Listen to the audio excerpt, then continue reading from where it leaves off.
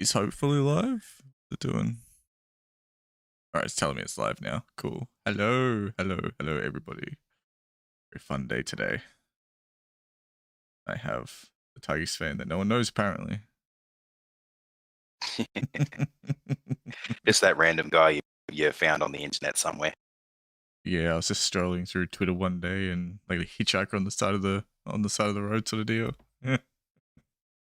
Yeah, then he found your rugby league live season during the shutdown last year, and now here he is streaming with you. Do you have the massively popular? All of like 3 or 4 people were keen on it. I don't mind doing it. I like playing the games, but you know, it's just getting interest in it. But yes. Now to begin today. Gotta have the little cult following to do that. Yeah, exactly. Spread the message, devout followers. Go forth, my minions. I will first, before I kick off, grab a link and put it in the thing for said minions.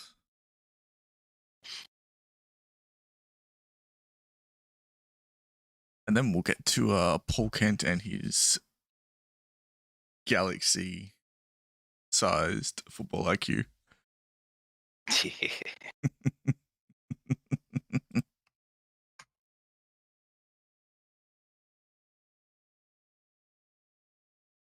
Oh, shit. All right. I can't type. English is very difficult. All right. There we go. Link is sent, so you can either come and get involved or not. Their choice. Better pull the chat up so I can actually see when people say g'day to us. Yep, I have the stream running on both my laptop in front of me and my TV, so all set to go. Yes. So talking about Paul Kent, here we go. I'll pull it up. Boom. And Mitch Kenny, future immortal, with the Instagram share. This is on. I saw it on Nathan Taylor's Twitter because I don't spend a lot of time on Instagram, so I don't see a lot of that stuff. Yeah, that's for the kids. What was they say on The Simpsons? The all-time Hall of Fame share. Oh yes. So Kenty on the Panthers via Triple M. He said they're done. He said it was after our South loss. So week 1 of the finals, we lose to South. And he come out and he's like, they're done. Sucks to be you. Well, guess who's done now? Yeah, the Storm. And Kenty, right? Like he's a bit tired, a bit fatigued. Kenty's been done for years. Let's face it. Yeah, NRL 360 is not the same without Icon now. No. Vonnie's great, but yeah, Kenty's just Yeah, I don't know. It's become drama mongering now. Kind of like this. Like, there was I think earlier, which I'll see if I can go find in a minute. After we giggle at this a bit more, where Penrith are one of the best defensive teams of all time. But yes, they're definitely done. Can't give you bloody done. So to be fair, I thought for sure we were going to lose that game against the Storm going in. I just thought we had no chance. That week off was such a big thing. And then to see how the game panned out, I was like, holy crap. Where did this even come from? It's like they were possessed. How high did your hopes get after you scored that first try? Oh, I was excited as all hell, but I still thought eventually the Storm would come over it. Especially towards the end of the game, I was waiting for fatigue to hit as the game went on. Yeah, and that's what we were all expecting because of the physicality of that game against the Eels. Like, South turned up, beat them in the middle. Then we played the Eels, and it was like one of the most physical games you could ever see. Like, the Eels were amazing. It was a great game. One of my games of all time to watch. And it was so physical, and Storm were just sitting there watching with the week off.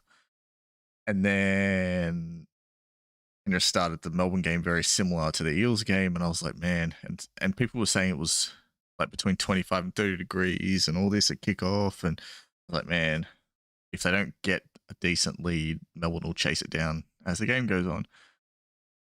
And they just kept pressuring with defense, which kept causing errors. And it just was like, holy crap. And then the further it went on, I was like, no way. This isn't happening, is it, right? Am I dreaming? And then the nerves probably would have peaked when they scored that first, when the Storm scored that first try. And then they off the try off the kick. And then I was like, no, it's coming. It's happening. It's happening. The future I foresaw. I'm a prophet. But they kept working and they kept doing it. And then, yeah, they got, I think it was 4 minutes to go and Capel just drops it cold playing the ball. And that was about halfway, I think, wasn't it? Yeah, and he was on like halfway. So straight up they got field position. And I put my head in my hands and I was like, oh, no. No. Like, Palpatine in the corner. No. Like, nothing to worry about after all, it turns out. Yeah.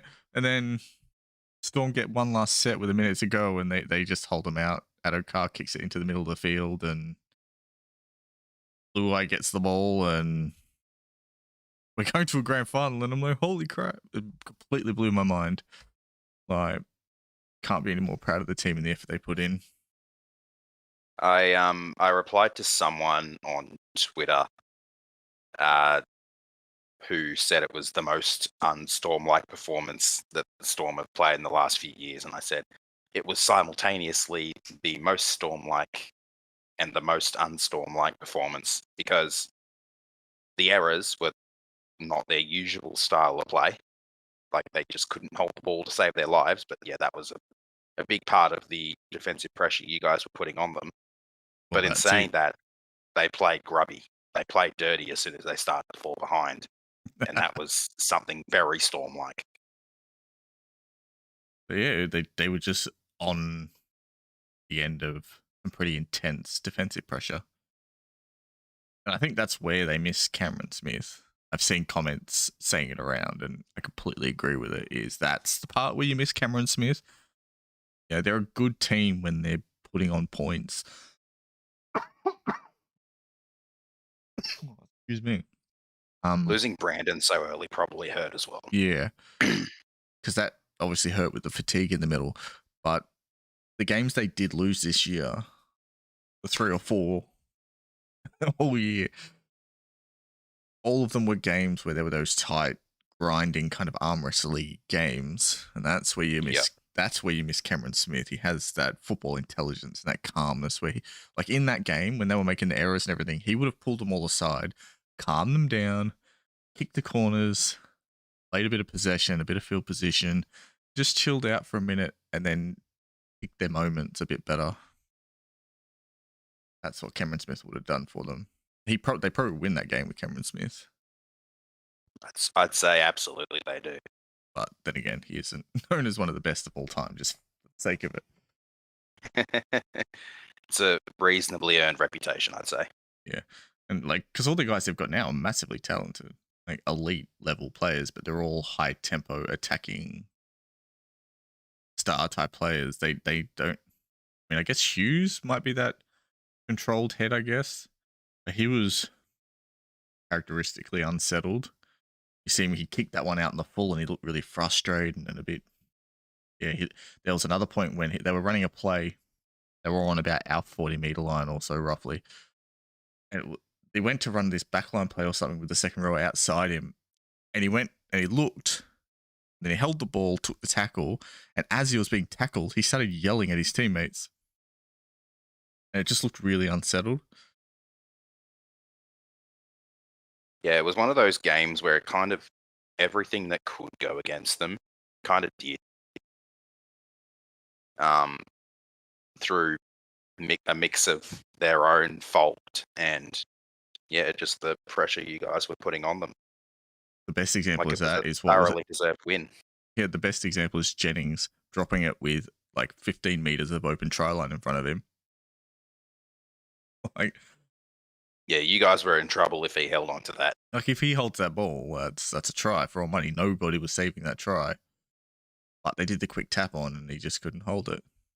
And it's not the easiest one. I think it was probably a little bit low, but in the professional arena, you'd probably expect that. Like guys, the really good outside backs would hold it. Your Stephen Crichtons and your Nofalumas and all those guys.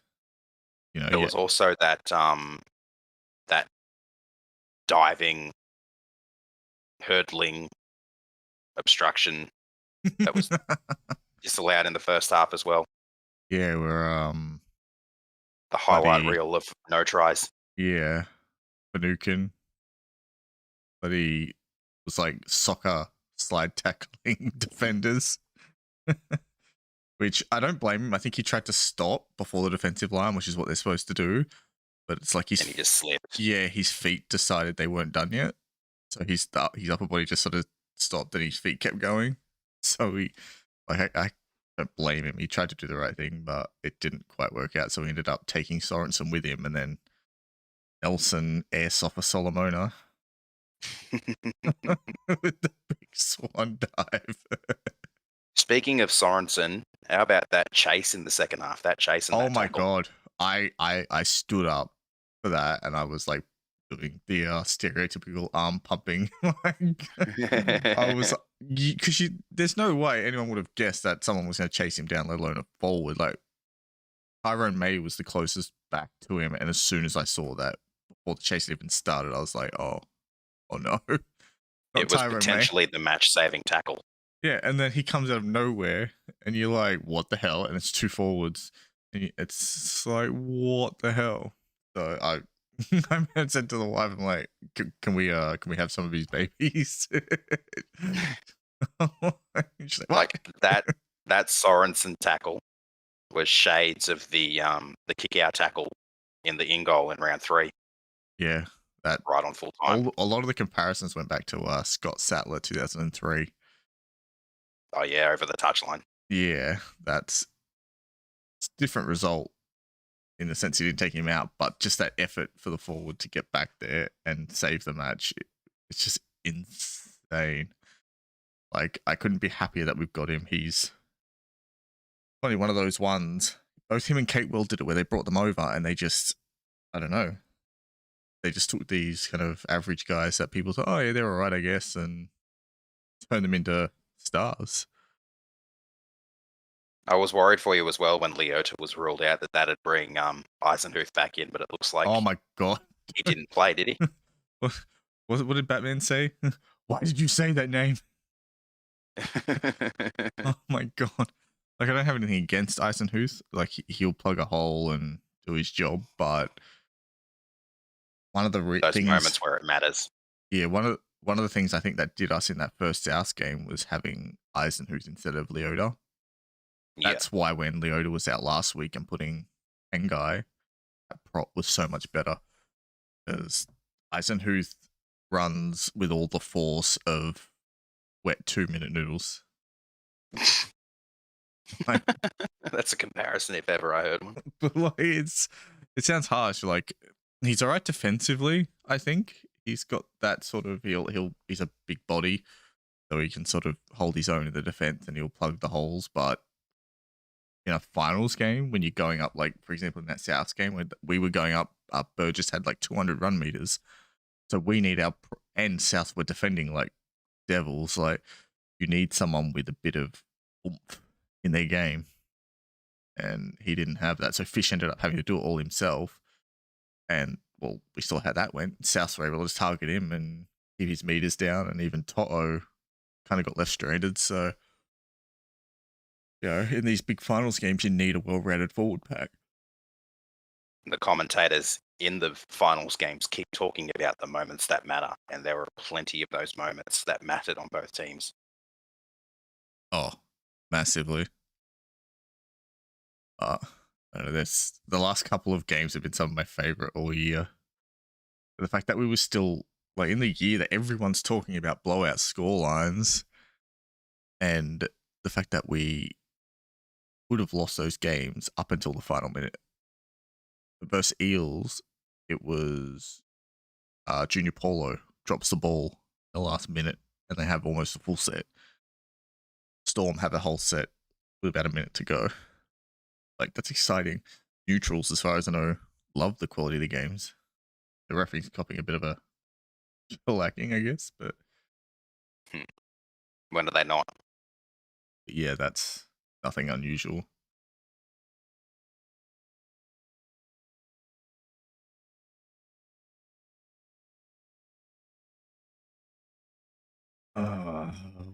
NRL page. I'll see if I will track down the. God, ice. I've just seen. You seen that? Let's pull this up. Oh, that's good. Be very, very quiet. We're hunting wabbits. That is an awesome picture. I love it, and he's got the old school retro brown and white jersey from the. Look at the bloody attack panther ready to go. Oh, you know how beastly is that panther? It's like You can see its veins popping out. That's some steroided up panther right there. Do you even lift, bro? Credit to whoever did that. Claws look like that'd be as big as my head. Yeah. The poor little bunny. He's like, oh crap. I gotta ask, what's it like to see a game, a grand final without Roosters or Storm? A breath of fresh air. Right. This is the first one since was the last one. 2015. Yeah. Yep. Broncos, Cowboys, and in the NRL era, there's only been 4 or 5. That's off the top of my head. I'd have to go back and look properly, but 4 or 5 total without one of those teams. Because salary cap. Who did the Dragons play in 10? That was the Storm.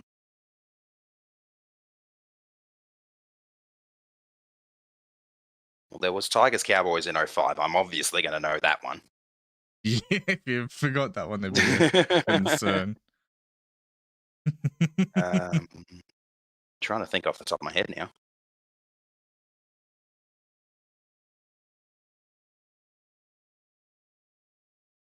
Not 06, 07.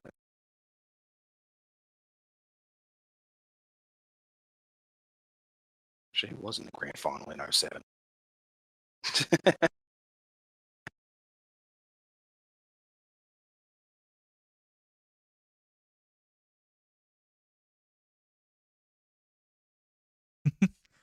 Yeah, but like it goes to show how uneven the comp has been for whatever reason, whether they're just that good or the salary cap doesn't work or whatever it might be. I tell you what, though, I'm pretty torn for tipping this grand final. My head says the Panthers are going to win, and they're going to get their ultimate revenge for last year. Well, yeah, like obviously, it says Panthers for me, and I'm not going to think anything else. But if you were a neutral tipping, my advice is good luck and pray to the football gods. Considering I could drop out a third in my comp, yeah, I'm nervous. But yeah, so head is saying Panthers to get the revenge for last year, and because that's probably their driving factor or their driving force right now. Well, historically, teams that play each other that close together around finals time as well, when one wins, the other one tends to win the second go. Sometimes, so like we beat them, then they beat us. So, kind of our turn. It kind of goes that way. It does. It historically kind of goes that way though, where they sort of flip flop a bit. I don't know if it's a complacency thing or maybe just the losing side gets that extra motivation because they did lose last time, so they're like, okay, now we've got to win, and then they go and win the next one. Not sure. Because I know, like Bellamy, for example, was saying the other day, a lot of it at this time of the year is mental. So I would imagine going into a game against a team you lost to recently would kill any complacency at all. Like you look at last year, they went into the grand final on the back of, I think it was 380 wins in a row. Yeah, close enough. So like, a lifetime record. But I think what they did 17 in a row and then went to the grand final. And And a lot of people said it, they didn't really get tested towards the end of the year. And I said it around Origin time when I looked at the draw. Is when, and I said, I'm glad we've got teams like Roosters, Storm, South, these, Eels, these top of the table teams going into finals because we didn't get a lot of that last year. Exactly. And then we had injuries and we had setbacks and we had a couple losses, We've won a couple like really hardcore, hard fought victories. So I think it's a lot better preparation than last year. Yeah, definitely. Like that complacency thing is, I think that happened a bit last year where they just went straight through to finals, got to the grand final, and the only doubt over them was their inexperience, which is what showed in the end. But I think mentally they would have been on such a high, they would have just gone into that game like a club game. I don't think they really would have. I don't think they would have really felt the step up of finals like this year. They did though. They went into week 1 and South said, "Hey guys, that finals football, this is what it looks like. You've got to play better than you have previously. You can't keep doing the same thing." Yeah, you guys were a little bit off in the back end of the season as well, and that was pretty clear through a lot of those late season games. Even that round 24 game against us, where you were expected to wallop us into oblivion, and that didn't happen. Oh, that was such a mess of a game.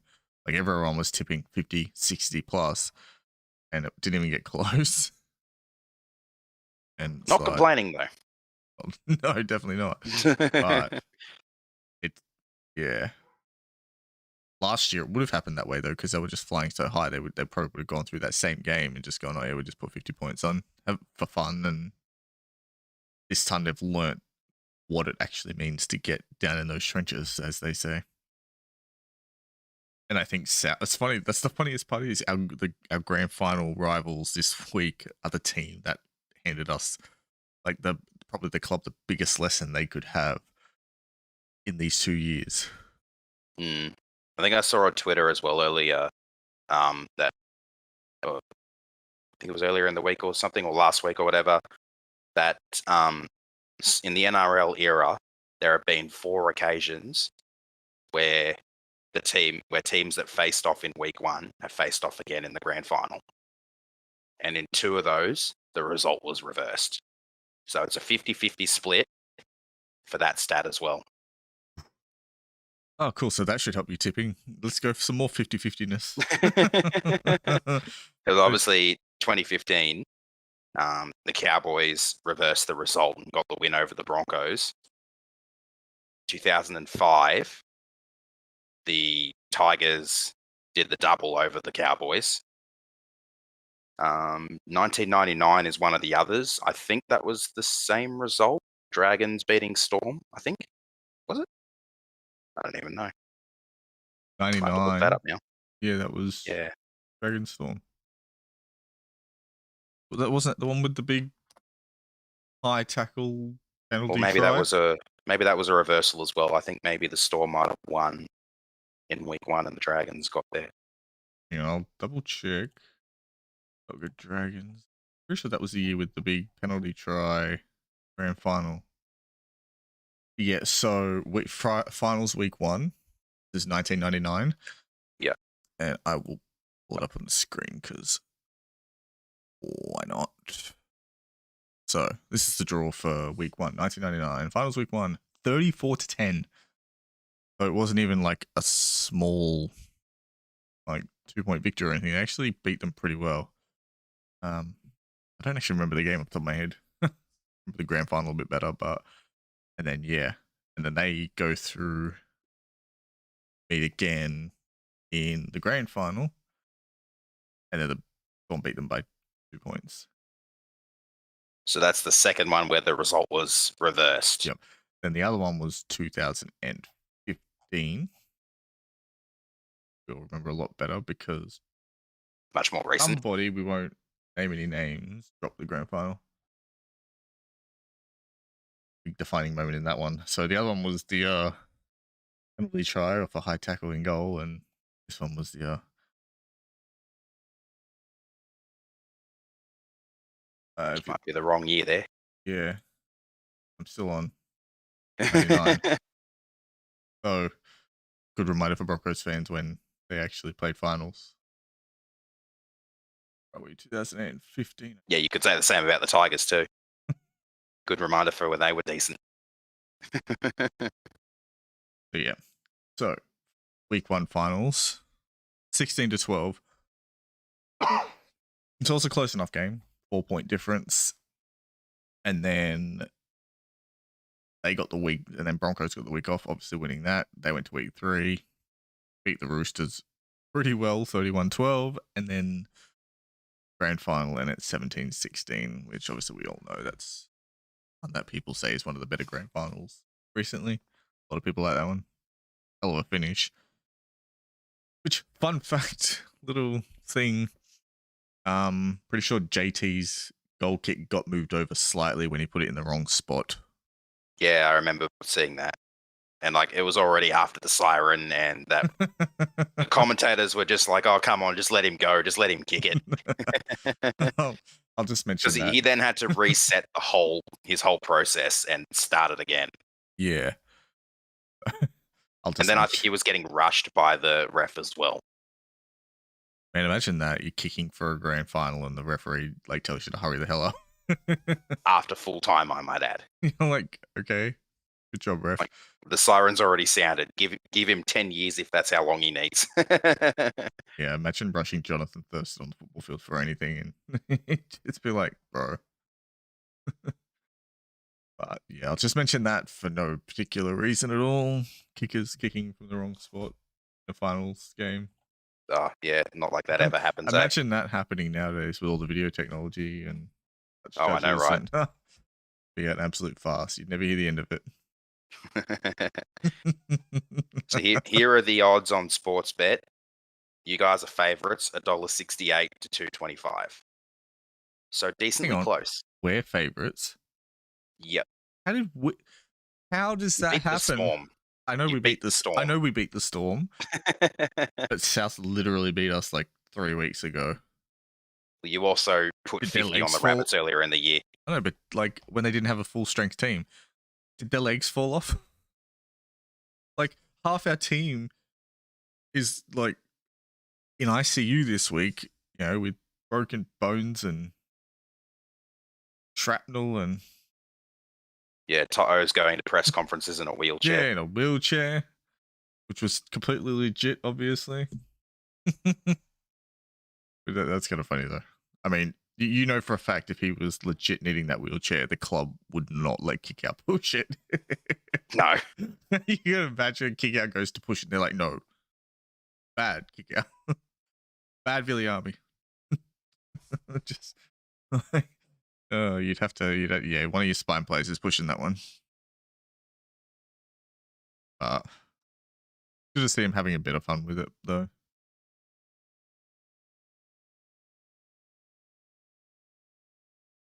The next thing here, we'll get some thoughts on this one, actually, whereas I will pull this up. Engar Jr. has played his last game in Penrith Panthers colours after being ruled out of the hashtag NRLGF. I didn't read that. Does it say why he was ruled out? He's injured. It is an injury. Yeah, it's injury. It's his MCL.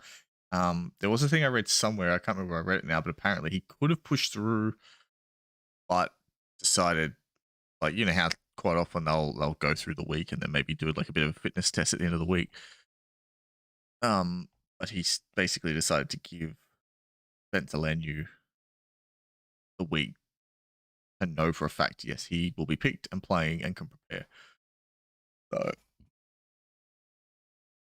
I like that. I think that's a pretty selfless thing to do. Like most people, you would think would be like, no, I desperately need to, like, I'd love to play in a grand final, especially a guy coming from the Broncos and all the drama they've had with getting the wooden spoon and all that. You think he'd be desperate for some success, but no. He's like, I'm not going to push it. I'm just going to do my thing, go to the Bulldogs next year after having a few finals games. So me, I'm hoping the club organizers, like, if in the eventuality that we do win, they fork out the money and get him a ring with everyone else. Because I mean, he's game played a part. Yeah, he's played a part. Like, and his game against the Storm was massive. Like he was so good. Like he's calmed down. Like his Broncos days was really undisciplined and throwing offloads everywhere and acting a bit weird. And he's been disciplined and he went after Welch a bit. And I think there was a bit of an elbow in there at one point, but like we didn't get all the silly offloads and really silly play stuff that kind of teams at risk. A lot of people are saying, yeah, a lot of people have an issue with him coming at the end of the year. What do you think of that one as a non-supporter? Obviously, I'm a bit biased. I'm happy he came and had a few games with us and gets to go to the Bulldogs with a bit of that finals experience. I mean, yeah, it was probably a good thing for his season because he was obviously stagnating a little bit at the Broncos. There wasn't a lot going on there, so probably, yeah, good for him. Well, if I remember correctly, the Broncos pretty much pushed him out. They're like, "Nah, see ya, buddy. Off you go." So, I mean, what do you do? If another club wants to pick him up for a couple of weeks, I don't see the issue. Like, it'd be different if he was wanted at the club and they're like, "No, can we finish our year out and then move on to the Bulldogs or whatever?" And he was like, "Nah, stuff. I'm going to go to a top 4 team."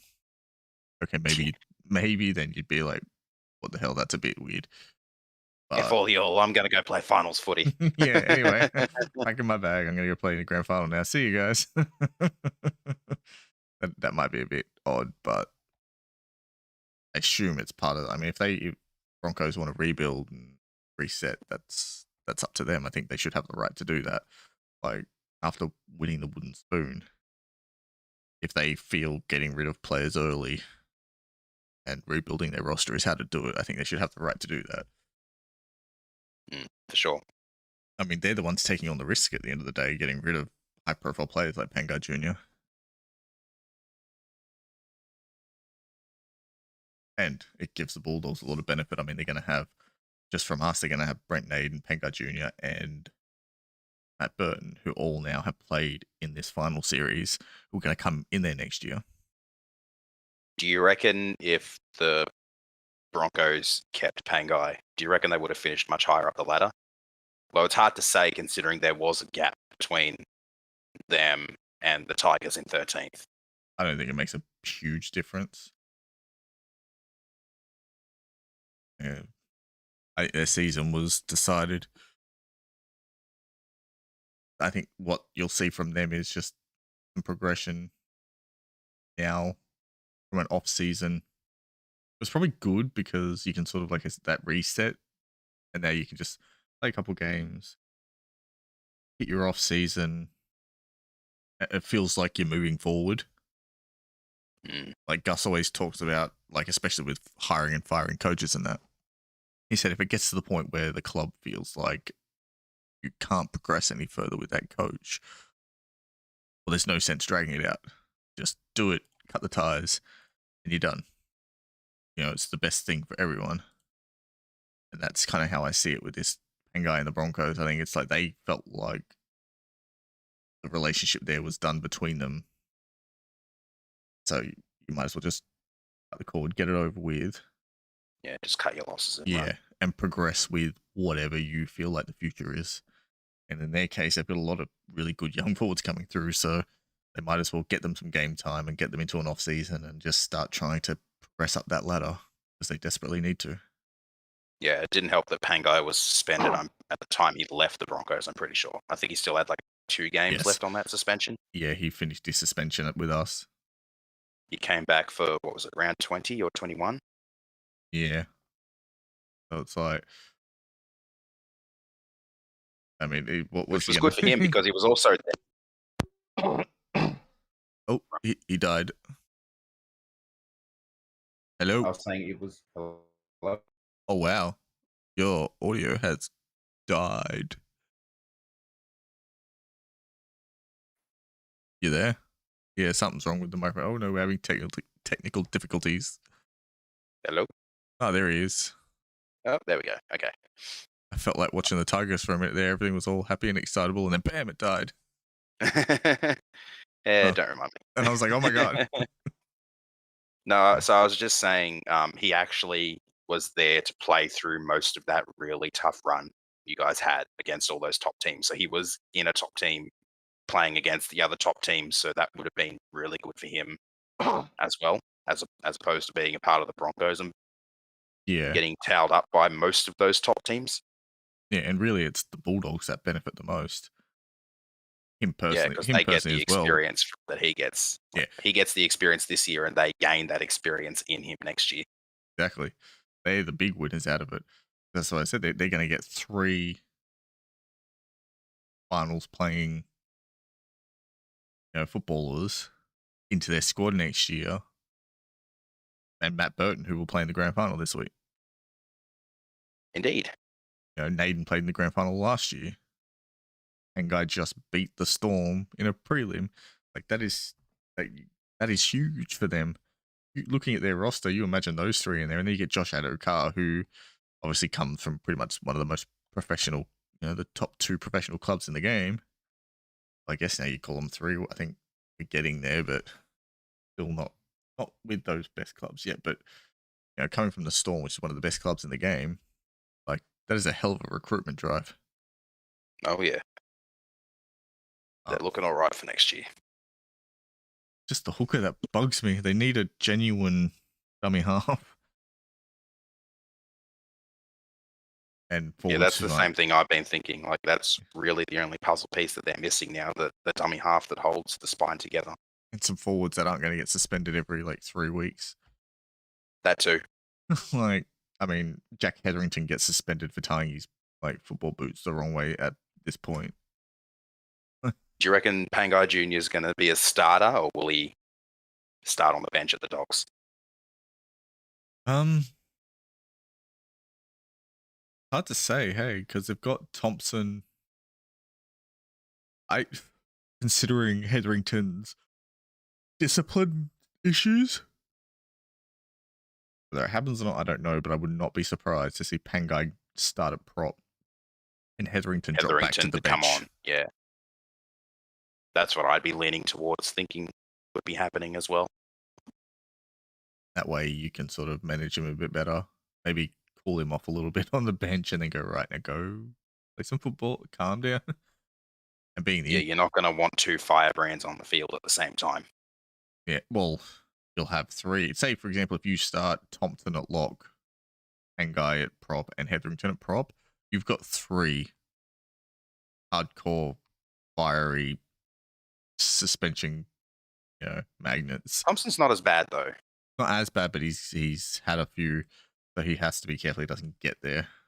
And so you're gonna have 3 that are pretty much that same sort of ilk of player on at the same time.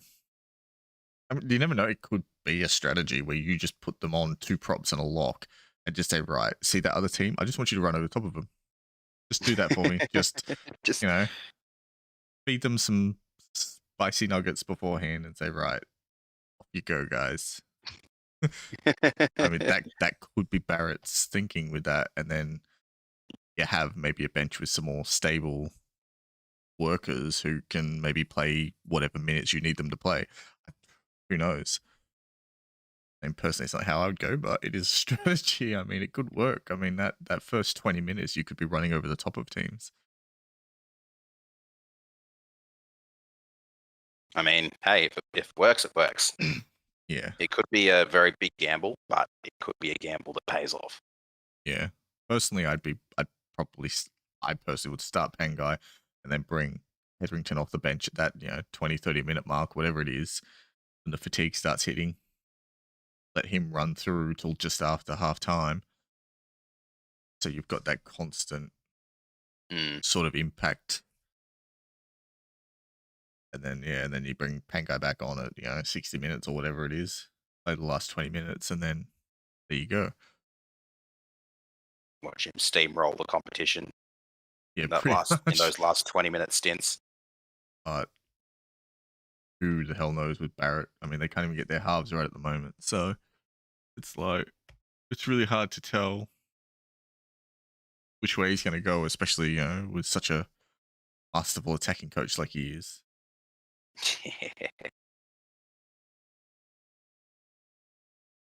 So how about the other side of this grand final coin? We've got the Rabbits and their win over Manly. That's what I was getting at the other the other part of what I was saying before about head versus heart.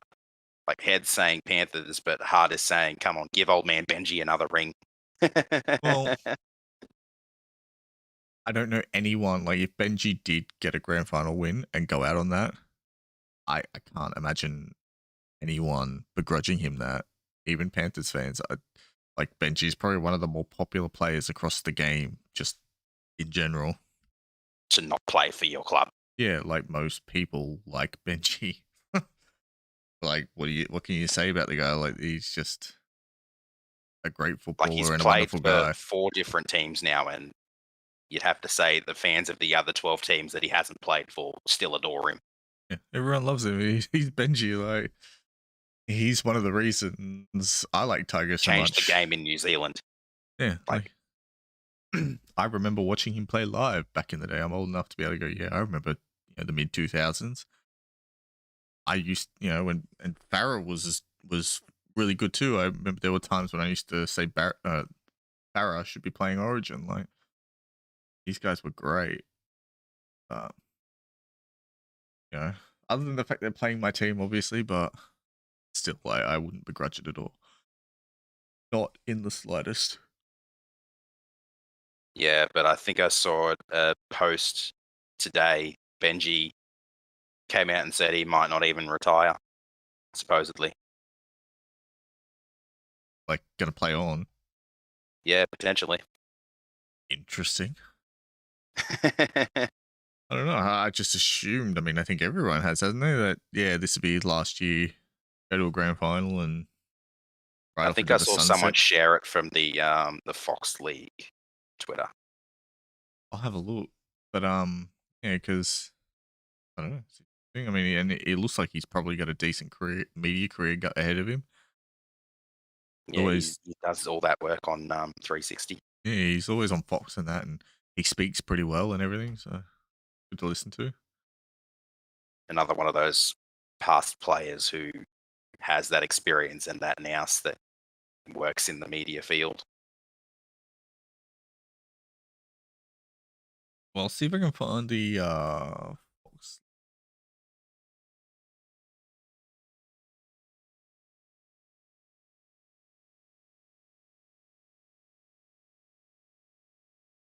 Fox League Twitter. Here, let's see if I can find it. Internet's decided it's. If not, I found it on the NRL official Twitter. Oh, okay, you did.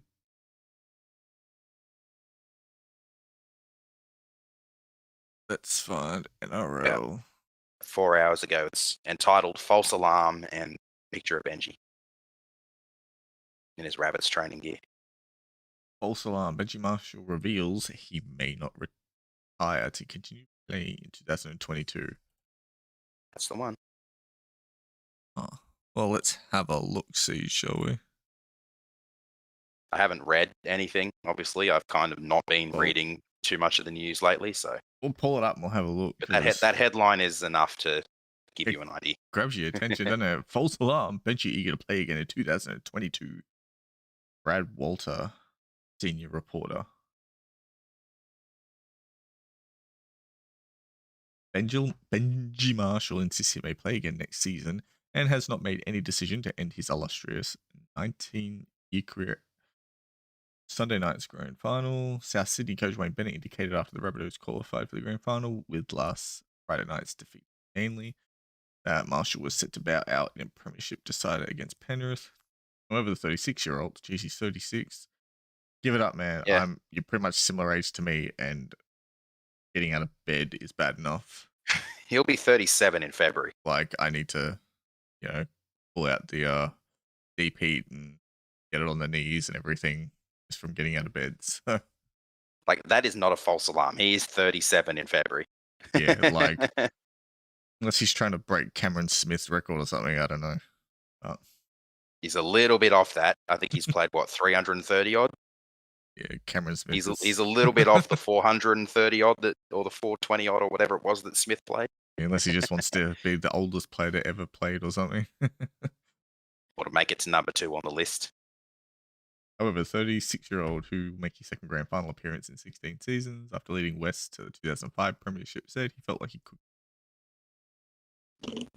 Marshall also said the result on Sunday night would not determine his future and he was willing to consider offers from rival clubs next season. Go back to Tigers again. I think I've done a really good job in the last couple of years just playing each game as if it's my last, and then at the end of the season making a decision about what I wanted. Marshall said, it's not going to be any different at the end of this year. Put it this way, the way my body feels right now, I could play next year for sure if I wanted to. Well, it doesn't surprise me, like, because the way Bennett's been using him off the bench for like short bits and pieces here and there, it's probably a lot easier on him physically. Yeah, like he hasn't been involved in whole games except for a few occasions where he's been needed to, like during Origin. Yeah, like he's not doing that 80-minute week in, week out, up and back and forward in defense, getting targeted by second rowers. Adam Reynolds has taken that mostly. Cody Walker. So that's probably actually Yeah, helped a lot. Benji's played more than I thought. He's up to 345. So this grand final will be 346, and that'll put him one behind Corey Parker at 347. Actually, like with every game he plays, if he plays on past this grand final, for the next 4 games, he'll climb a spot. Oh, nice. Maybe so that's like why he 4 wants to games do it. later, Gotta beat so Corey Parker. so yeah, he's 345 now, 346 after the grand final. He's in 8th. You've got Parker in 7th on 347, Gallen in 6th on 348, Steve Menzies in 5th on 349, Terry Lamb in 4th on 350. Damn. So he's up there with the sort of that high-end crowd. Yeah. Lockyer 355. If he hadn't have done that union thing, he'd definitely be way up there.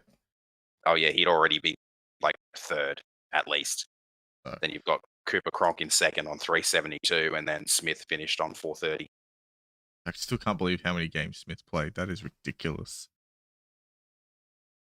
But yeah, Benji, so what, 20? So one game tomorrow takes him to 346, and then say he plays a full season next year, plus another 3 or 4 finals games, that's another 27-ish. So what, 346 plus 27? Jeez, my brain's not functioning well enough to do math. 346 plus 27. 373. That literally moves him to 2nd ahead of Cronk by 1. Interesting. Maybe that's his plan. Play a full season next year. Go into 2nd on the all-time games leaderboard and call it a career.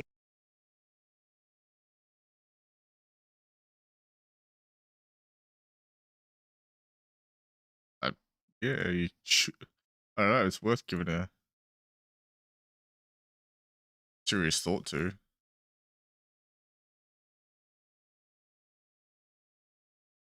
And I'm just gonna share the link on Twitter and see if anyone comes say good day. So.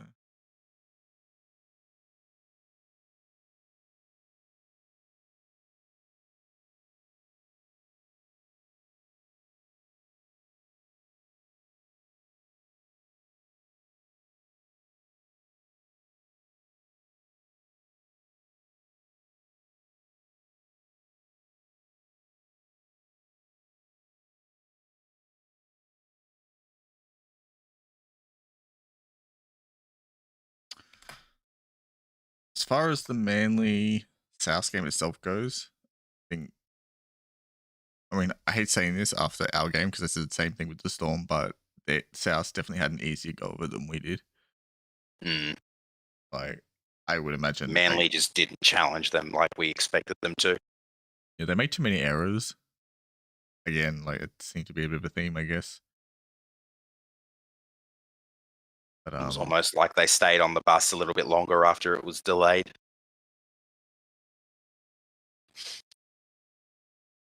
Because kickoff was delayed for that one, I'm pretty sure. Yes, that's right. That was a funny little thing with the bus, the Manly, they got stuck in traffic or whatever. Yeah, they ended up with a police escort to the ground. Yeah, I But saw that on Twitter while I was on my break at work. that was a bit of a sign if there ever was one. 15-minute delay to kick off. So, yeah, but then again, I said that with the Storm game, they'd be rested. They've got a massive advantage, and then we kind of lost to them. I mean, we beat them, so they lost to us, even with all that. Like the fatigue thing just never factored in like I thought it would. Both teams looked down on their feet, yeah, but it wasn't anywhere near what I expected.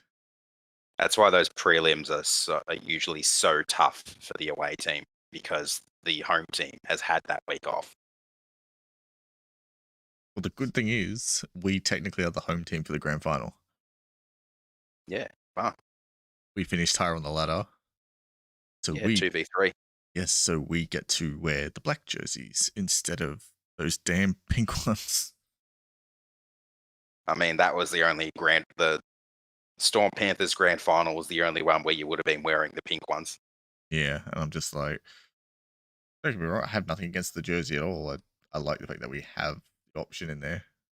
It's just, I'd rather wear our iconic colours in the biggest game of the year.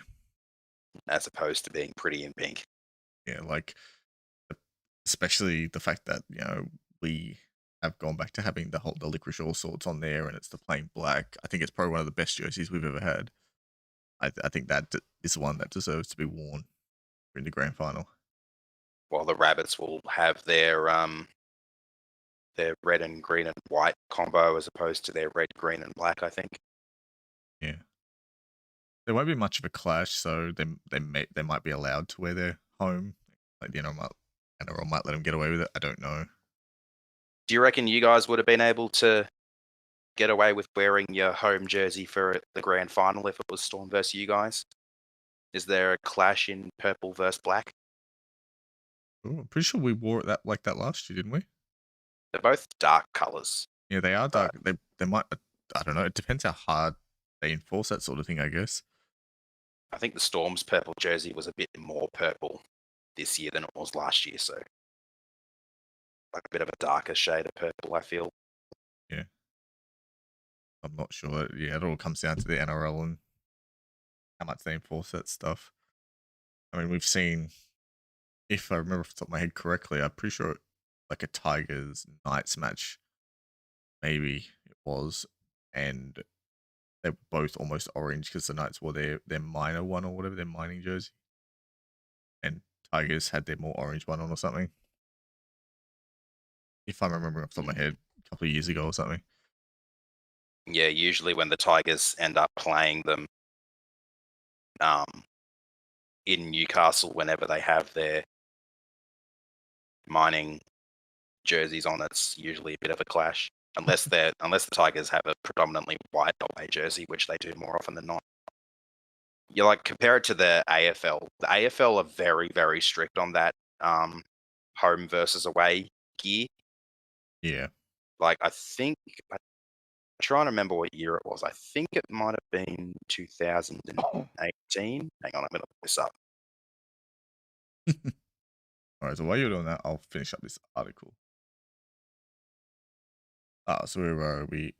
Benji says, I will weigh up all those things at the end of the season, probably give it a bit of time to sink in, and then make a decision after that. For me, it's more about if you have still got the passion and desire to play, then why not? Kiwi International was reminded of his longevity in the game, and students from Park High who attended while playing for the Tigers in 03 performed a haka in his honour at open training session on the Gold Coast. Marshall has virtually played year to year since leaving St. George Illawarra in 2016 after joining the club mid-season in 2014 following a brief reunion. He quit the Tigers in 2013 over a contract dispute after 11 seasons and 201 appearances with the club and was offered a lifeline by Bennett of the Broncos in 2017 on a small contract. Yada yada, yeah, we know. I brought him back. But yeah, so long story short, take the whole article on his thing if people want to read it. But long story short, yeah, he's doing that typical. I'll judge it as we go.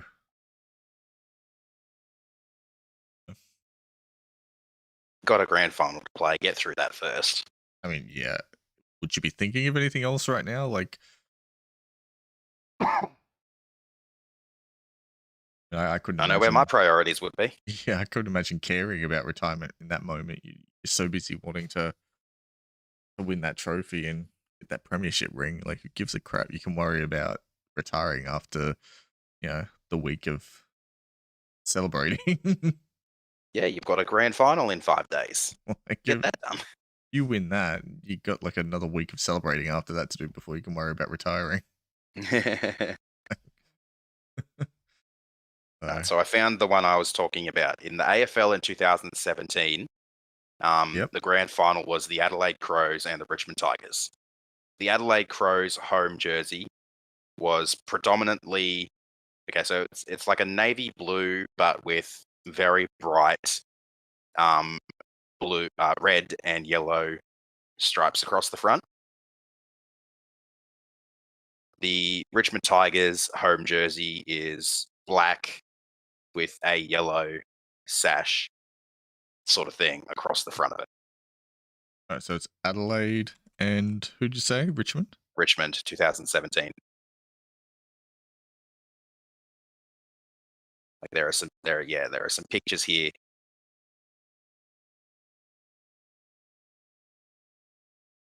So there's absolutely no clash.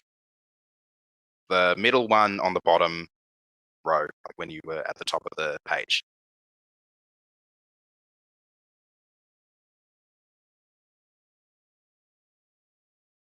So yeah, their home jersey, Richmond, is the black one with the yellow sash, but they were made to wear their predominantly yellow away one for that grand final, All right, so which didn't look have I pulled up as the right? Richmond-like. Have I pulled up the correct two jerseys? Yeah. All right, so I'll put that on screen so we don't look like crazy people and that people actually can see what we're talking about. So Adelaide Crows, Richmond. Yeah, and you can see the 1, 2, 3, the fourth picture in the third row on that page right there, the Richmond page. Sorry. Yep. That's a picture from that game, so you can see the jersey that the Crows player is wearing, and you would imagine like a predominantly black jersey with a yellow sash is not going to clash with that, which is what Richmond wanted to wear for that game, but the AFL didn't allow it. They said you have to wear your away one. Yeah, so this. Which also included the white shorts as opposed to the black shorts. So you mean this one I pulled up, the yellow with the black sort of sash thing on it? That's pretty. Yeah. The black is definitely heaps better. The black with the yellow is heaps better. The yellow, they were. For some reason, when I see the yellow with the black, it makes me think I'm looking at a referee. I know, right? I look like I'm looking at the officials, not the players. But you compare that to the jersey the Crows player is wearing. Here we like, go. Where's the clash? So they actually, it's like is an article, maybe a video or whatever. Richmond Grand Final clash jumper beers. And this is both clubs in the picture there. So that's how they would have, I assume, ended up. What you're saying, they ended up in the grand final. Yeah, that is what they ended up wearing. So Adelaide, as the highest ranked qualifier, had their home jersey, while Richmond were forced to wear their away one. Jeez, that's a bit. Yeah. Pretty sure it was like 1v3. I'll have a look. Yeah, it was. Adelaide finished first, Richmond finished third. Obviously, there is a lot of water that needs to pass under the bridge for the two clubs find themselves in the grand final, but Bartlett is already worried the Crows clash with the Tigers in the grand final. It'll be Crows who get to choose what jumper they want to wear. Ah, so they got a choice. I honestly don't know. It might be the same in rugby league, but I actually am not sure. But yeah, so this is saying they get a choice. They could have picked either their home or away jersey. So they got to choose, and then Richmond were forced to wear their away one because Adelaide chose their home one. But I still don't, like I said, I still don't see where the clash was. I don't Like know. if there's a jersey clash there, particularly if they're wearing their black one, Richmond, I don't see it. Yeah, like it's very. I mean, I guess, but they're very different. Very, very different. Yeah, so that's my point on the AFL being a lot more strict about Like you look at that grand final jerseys. and that. So I found some pictures of them actually being worn.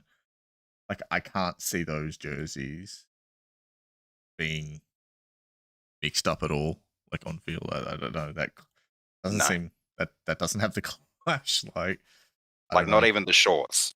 Like Richmond are wearing black shorts with their black jersey, and Yeah, Adelaide wearing navy shorts. yeah, they got like that navy sort of color.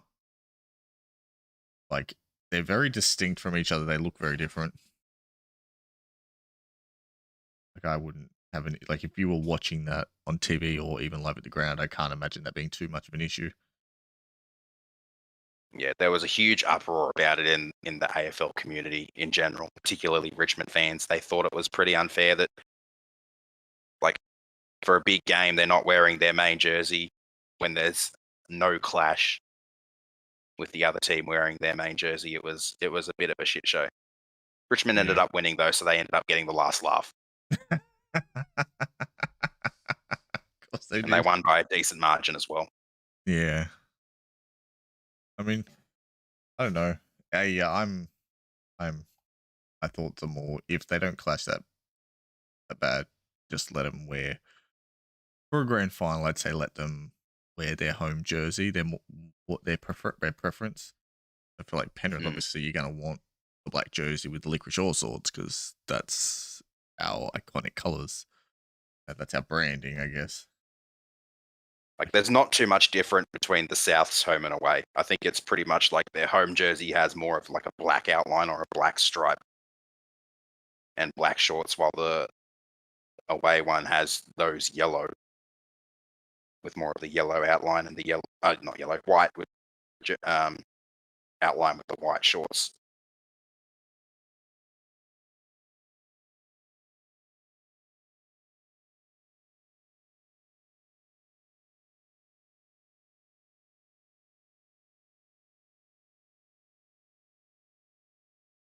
Yeah. So this is them here. Literally, Yeah, the very little difference there. pull that up. Like the difference is actually minuscule. They've literally taken a couple of black spots on it. You've got the Crown Resorts sponsorship, a little bit on the sleeve there. That kind of goes under the armpit and around the outside. The black shorts, Yeah. turn them white, and then it's a job well done. Yeah, basically. Like there is very little difference between the home and away there. So, like, even if you guys are wearing your black jerseys this weekend, Souths could very easily get away with wearing their home Yeah. jersey as well. And if they wanted to, I wouldn't begrudge it. Like if South fans were like, hey, can we get our home jersey? That's our home jersey and our colours. I couldn't argue the point. Like there's no way they're gonna clash. They're the same freaking jersey pretty much. Like the main Like, bulk yeah, of you'd have the same color shorts as them, but what deal is that going to make? yeah, that's a nothing. Like those jerseys are pretty much the same thing. It's all green with the red stripes. I could maybe see it with the Storm because that kind of darkish purple. Maybe you could be like, ooh, two predominantly dark colors, but Mm. no chance with that one.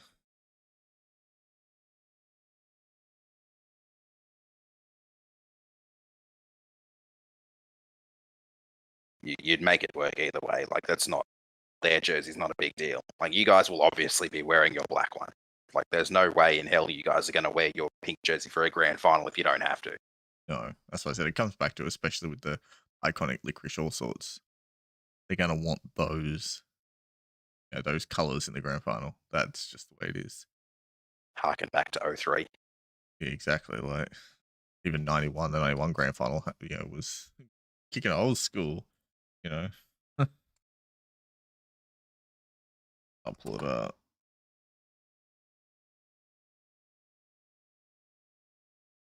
So here it is. Here, this is what they played in 91, and again, straight back to they had the licorice all sorts. They just had the white at the bottom. Yeah. And 2003.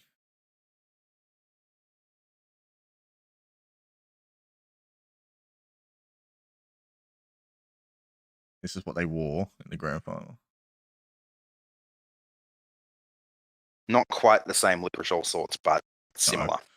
But that star with the black and the stripes in the middle, and so what we've got now is pretty much an amalgamation of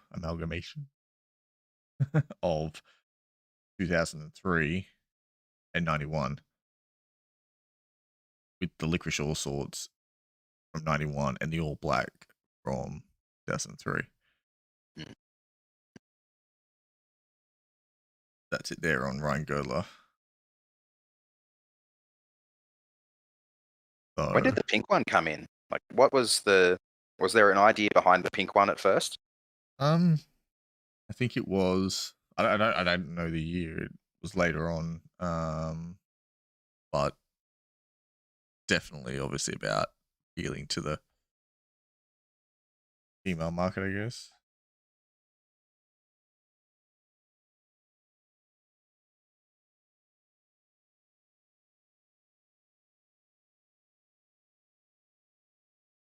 Because you were using it for the nines and as an alternate jersey last year, I think. Because you had a different away one. So it says here with a Google 2014. It came in as the away jersey in 2014. Okay. So, which don't mind. I mean, I don't mind having it. That's not the issue. I just think for a big important game, you want your iconic colors, and I'd say the same for pretty much any team in the comp. As long as you can get away with those big clash issues, if it's not too bad, like green versus black. I mean, who's gonna mess that up? But You'd think no one. yeah, I'd hate to see a team's fans not get to watch their team in the grand final and have their iconic colors, whatever they may be. It'd be like telling the Roosters to go out and play in Bulldogs jerseys or something, like get stuffed. Or their Marvel jerseys from a few years ago. Yeah. I think the Roosters had a Spider-Man one. Go out and play the grand final as Spider-Man. Do it. I mean, I like me some Spider-Man, but come on, guys. It's like it's the biggest game of the year, and generally it gets treated. I know I guess they say like, yeah, we came first, so we're technically the home team. But they generally treat it like the neutral venue. Like I'm pretty sure both sets of cheerleaders get to do their thing and all that sort of stuff. I think they do that for all finals.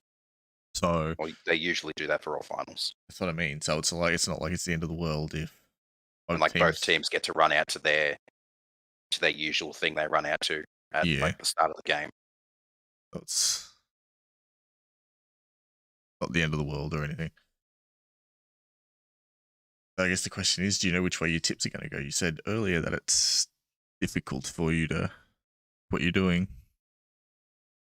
Leaning towards Penrith. Like I said before, I'm thinking that the pain of losing last year is going to be the big driving force this year. I think they will get their revenge. What's the interesting one? Bellamy said, obviously in his pre-game once over, obviously all the coaches do their pre-game interview 24 hours beforehand, and he said a lot of it's more mental than physical at this time of year. He said that we were actually battle hardened, and it turned out he was right. Who's gonna argue with Craig Bellamy? He's one of the best coaches to ever coach. So, yeah.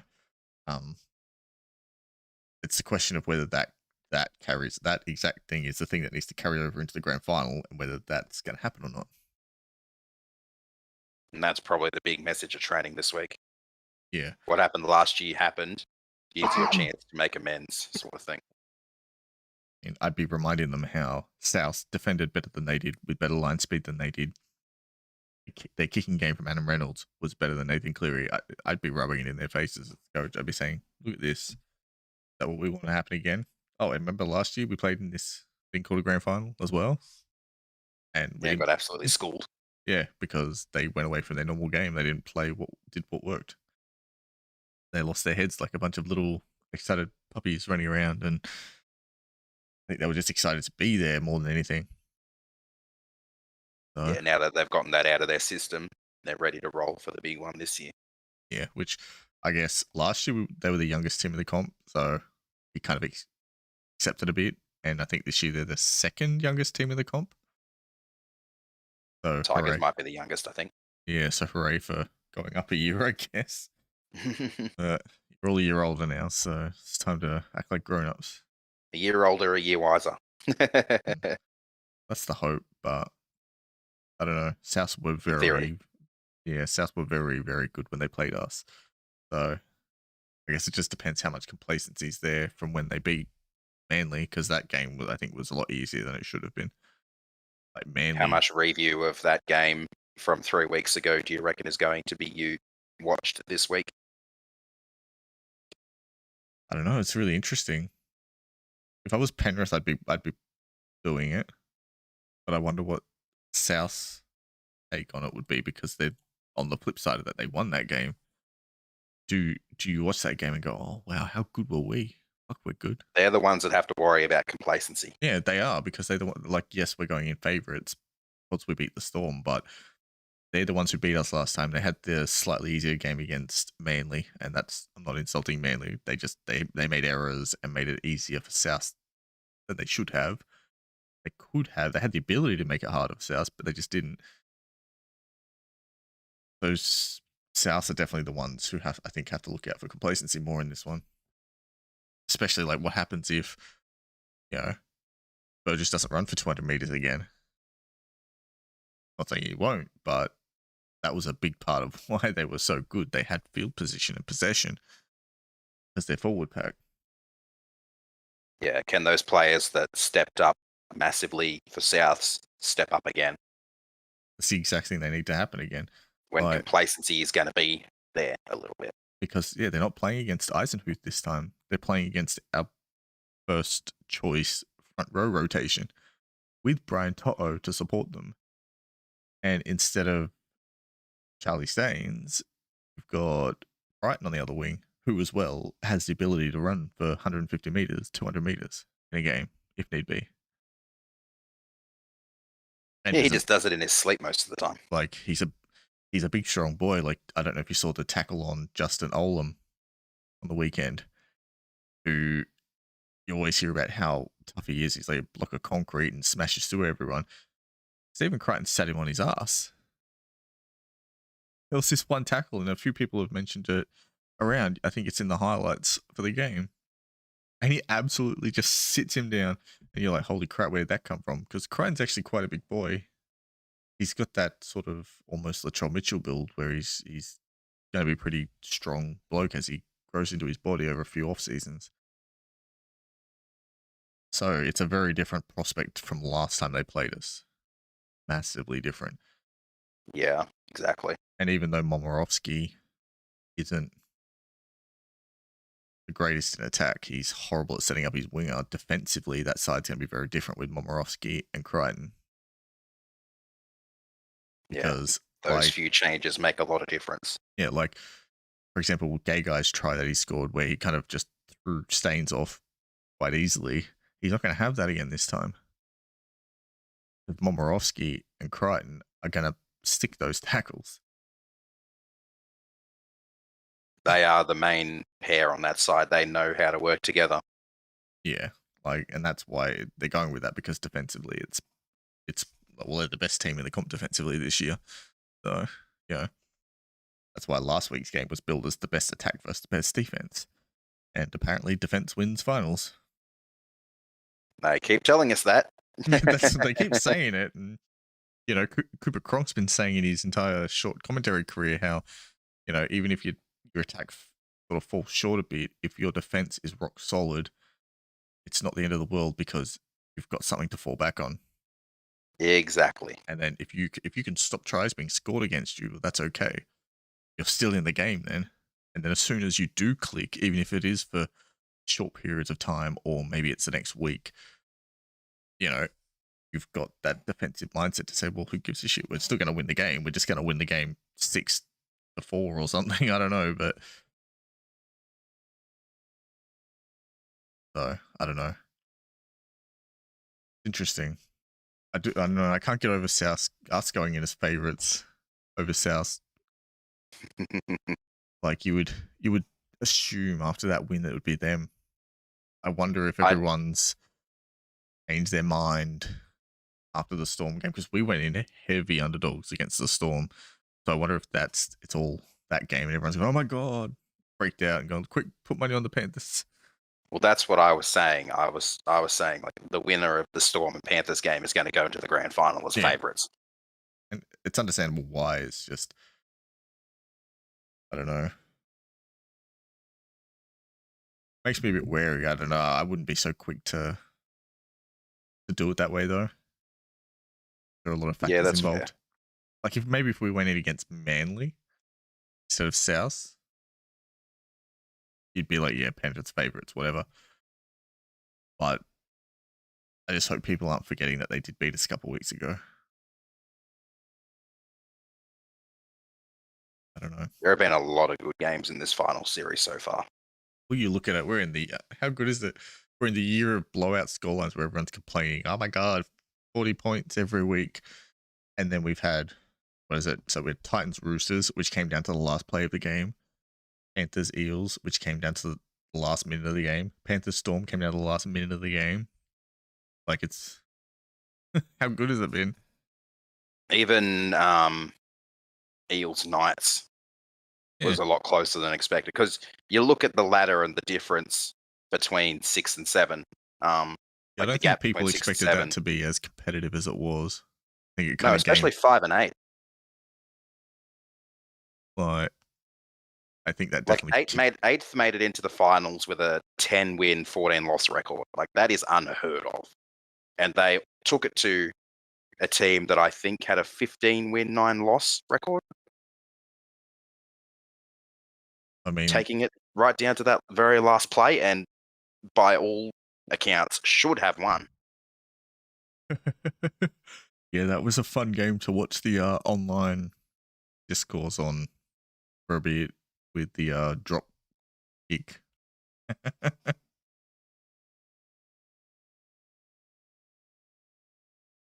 don't know how I feel about that one. I can see arguments for and against that.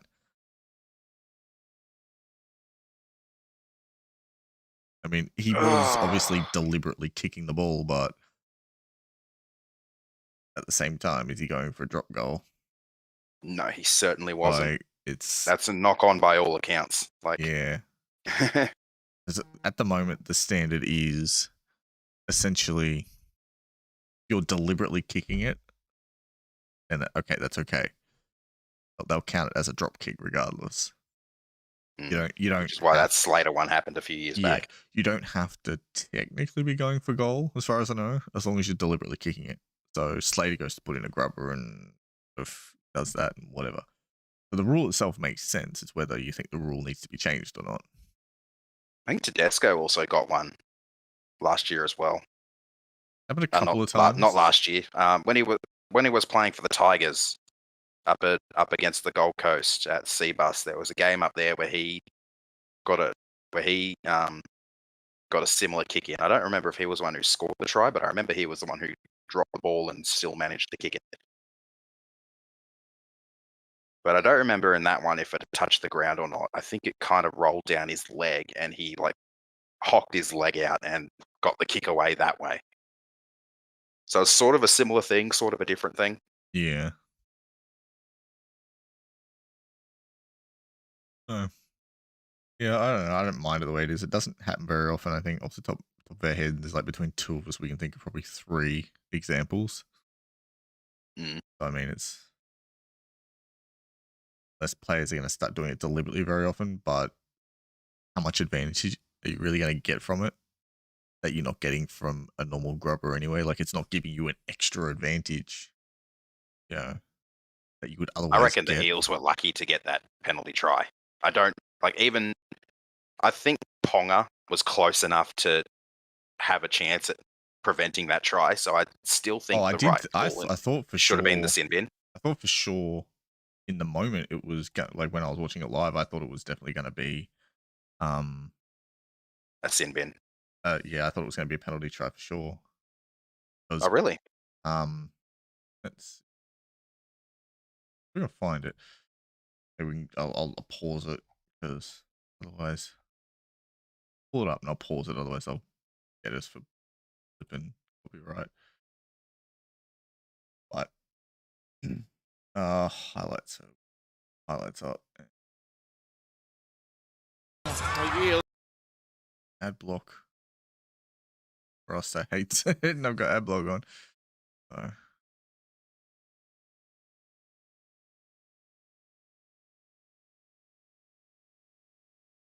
All right, let's see if that works. All right, so get through they always have an ad on the start of it, so I'll get that.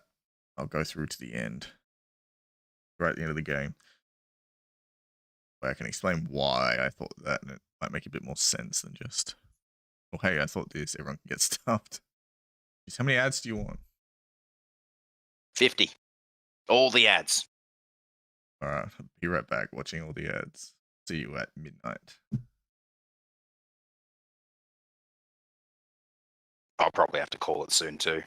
Get some food into me before the nausea kicks in Yeah. tomorrow morning. Yeah, and I got work tomorrow. It's fun. Definitely find this and I'll.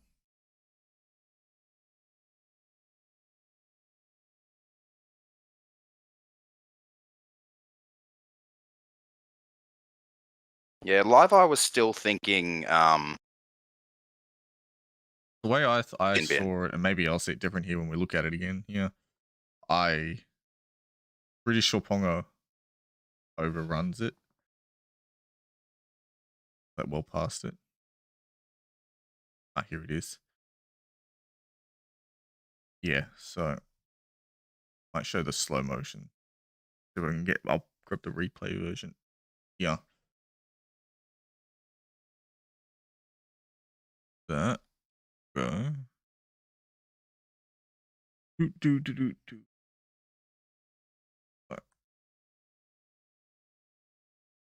Watch here. Slow motion will come up in just a second. See how he goes past it? There. And he's turning. Kind of going out the edge of the screen there, so it's better if we just. Ponga's coming across from left to right. And he runs past, see? And he stops there. It's here, the center here, who's going to get the ball and go in goal. There is no way, if he gets it, that Ponga's getting his body weight back across here. The only reason Ponga gets time to come back and actually get that, see, is because he drops it, because he got fouled, because of the professional foul. Enough. So that's why, watching live, I thought, yeah, for sure, they're going to give that penalty try. Yeah, fair enough. Yeah. Debatable, though, whether it was still worth a look past Gutherson's kick, but well, yeah, the biggest part of that is Gutherson's kick. You know, that's the part that's, I think, more contentious and more worth the arguing over sort of thing, rather than penalty try part of it.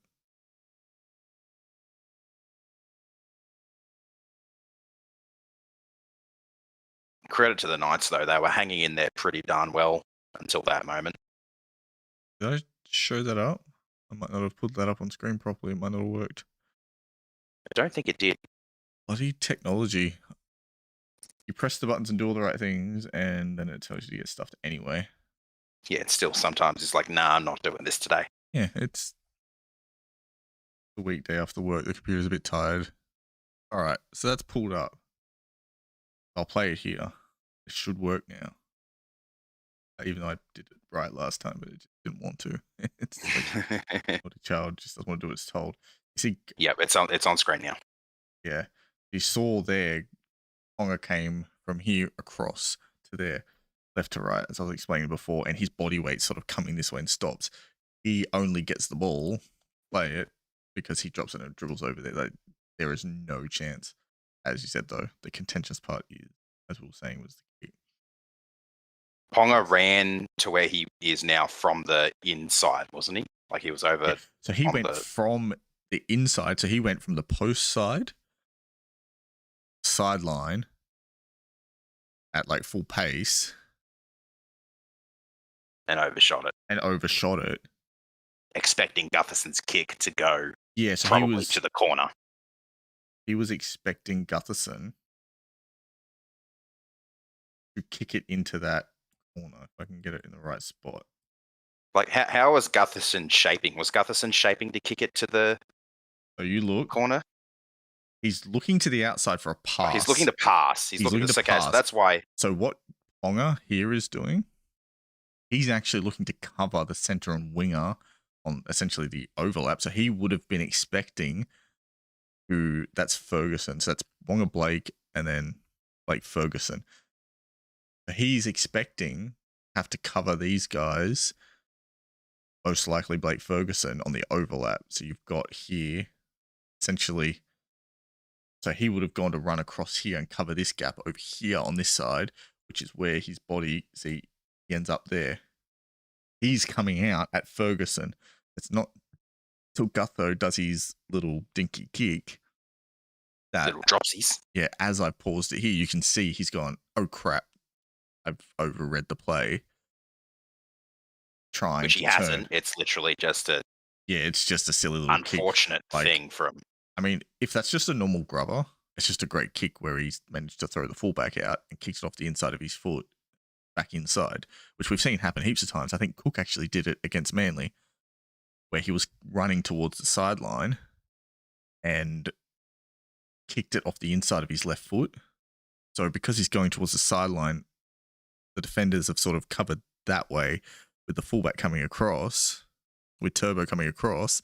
He's kicked it off the inside of his left foot, which has brought it back into the middle of the field, and Cody Walker was basically charged onto it and scored a try off it. Mm-hmm. So as just a normal grubber, it's fine, but yeah, that's why the penalty try anyway. It wasn't an attempt at a grubber. It was lucky for Gutho that it came off that way. Yeah, that's the point worth arguing, is whether we allow that to be a kick or not. But the penalty try part itself, I don't think is very contestable, because it's the Knights player there who's basically tackled Wonga Blake without the ball, which has made him knock it on when, like, he's basically tried to get the Wonga Blake has tried to pick it up after being tackled, which has made him drop it. So like it's much of a penalty try as you could give away in that situation. Like, you couldn't get much more of a penalty try. Fair enough. I'll give you that one. Yeah. I kind of misremembered the situation. Yeah. Now. Because the reason I remembered it was, I think there was one in the Roosters game that had a very similar situation, but I can't remember when it was in the game. They had a similar sort of either penalty try or professional foul situation. I remember seeing comments about it, but I think in that situation, the defender was closer to the ball in that one. And people were asking why the difference. And that's why, because penalty try isn't given if you know 100% for a fact that they'll score. It's basically they'll look at where the defenders are and where the attacker is. And if the defender gets a clean shot at the ball, are those defenders in a reasonable position to stop the try? And the number 2 for the Knights is pretty much behind Wonga Blake. So even if he does manage to get to him, he's probably not stopping the try.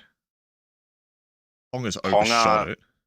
Yeah, Ponga probably was close enough, but it was the fact that he had overshot Yeah, it and didn't like have, and he like had the momentum yeah, and if you look at it his momentum going the opposite way still. exactly, his momentum's going the other way, and if you look on that freeze frame, which I've left up, but it's not on the thing, but as I paused it, everyone would have seen before, he was facing the other direction. And then he's had to flip himself around, get his momentum going the other way. Like he was never getting to that. So, uh, so that's the thing to look out for in penalty tries. Looking where the defenses are, basically. That's entirely what they do to decide it. Knock-ons, all the other stuff doesn't matter. They will look at, can the attacker get to the ball Unimpeded. Yeah, basically, and would it be reasonable that he would have got to the try line without a defender getting to him first, stopping a try? If the answer to that is no, everything else is gone. So, and a lot of people seem to kind of get that wrong when they're talking about games. You'll see him go, oh, but he could have knocked it on, or maybe it would have gone out, or some random, meteor might have hit the field. You never know. Mhm. And it's like that doesn't matter as long as they have a rough idea that we think he would have got to the ball. And I think most people who've watched enough football could sort of just watching could tell if a player cleanly grabs a ball if he'd be first to the line. I think we've all watched enough now that we can sort of see that, get an idea of how momentum works in all these things. Like we know watching that Ponga's momentum's taking him towards the sideline. Yeah. We know that Gutho was to actually pass there instead of kick. We know there's that overlap happening. There are just inherent things that we sort of can pick up on watching a game out now that we've been watching them for so long.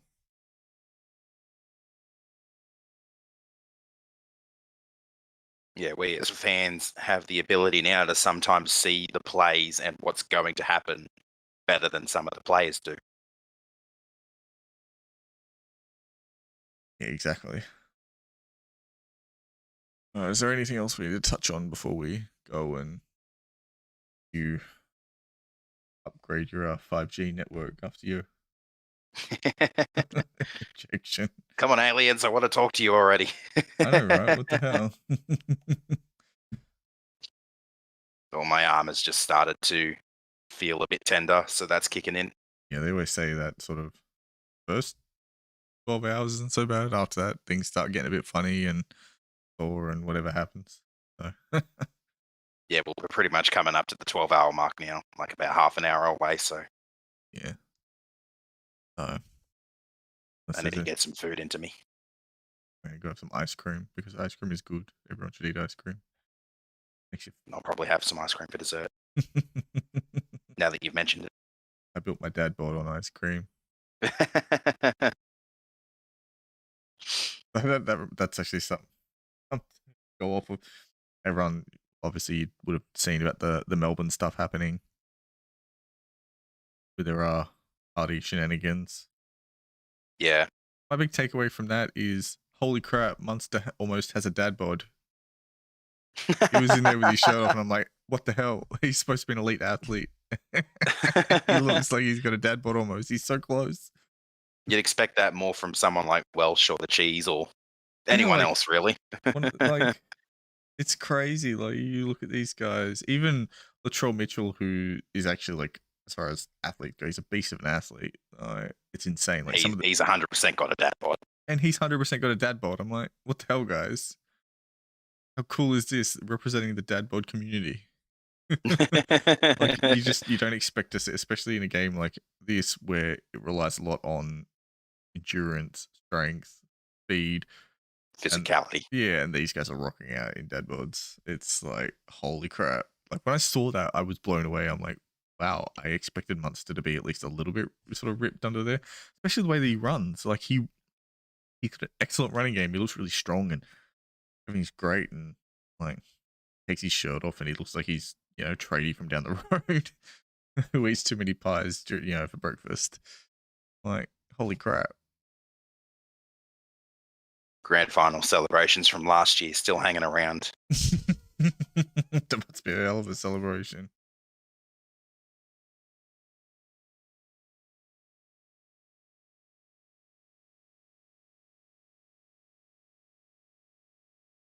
Well, might as well leave it there, and nothing too special, but Monday night. We couldn't on Tuesday Sunday, night. Tuesday night. I don't even know what day it is. Work keeps stuffing me around so much. It's great. Like I said, I got like 5 phone calls, all changing my start times this week, the rest of the week. So I'm like, what day is it Stuffing today? you around a little bit. Oh, it's ridiculous. They want me to do mornings and then different days and nights, and I'm like, well, guys, calm down. What am I doing? Make up your mind, people. I Yeah, like, can't be in 10 places at once. they're like, oh, wake up and do the morning. I gotta drive. I gotta like a 30-minute drive from here, so I gotta get up at like 3 to do the floors in the morning. And then they're like, no, it's okay, start at 8:30. Like, oh, okay, cool. So I get to sleep in. And then they're like, yeah. And they're like, oh, by the way, no. And you're like, fucking, what are you doing? Make your fucking mind up. Yeah, pick something. Oh, the curse of working in retail, I guess. It's funny. I drove home from getting my jab earlier, and when I got home, I had a message from one of my managers who was like, "Are you available today?"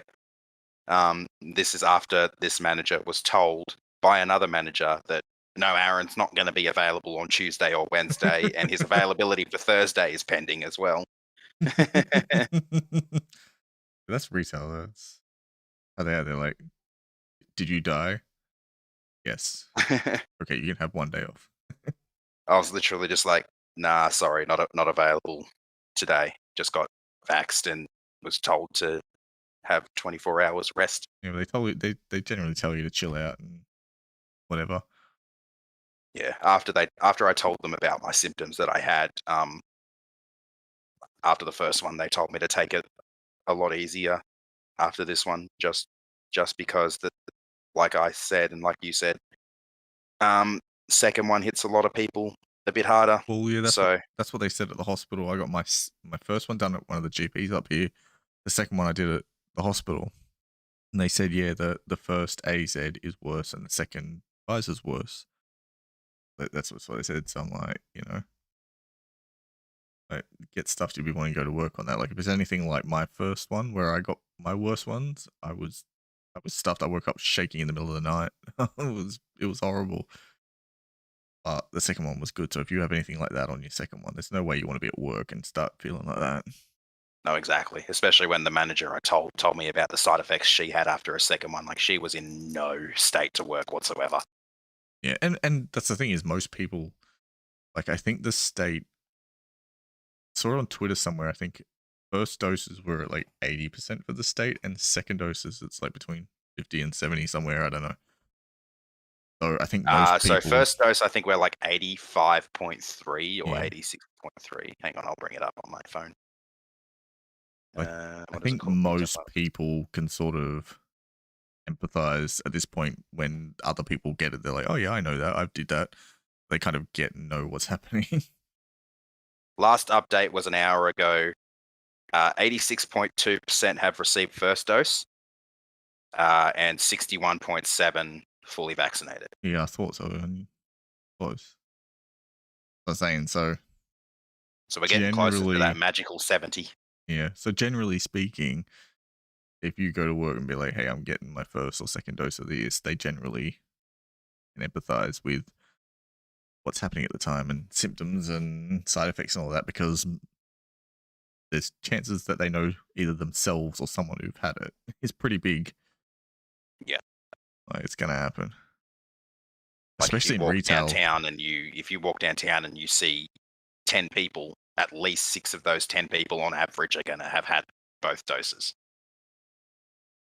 Yeah, like it's especially in retail. I know a lot of people because they're in retail and especially working at Coles and that with people coming in all the time. People really want to get it and get it out of the way and done and sorted.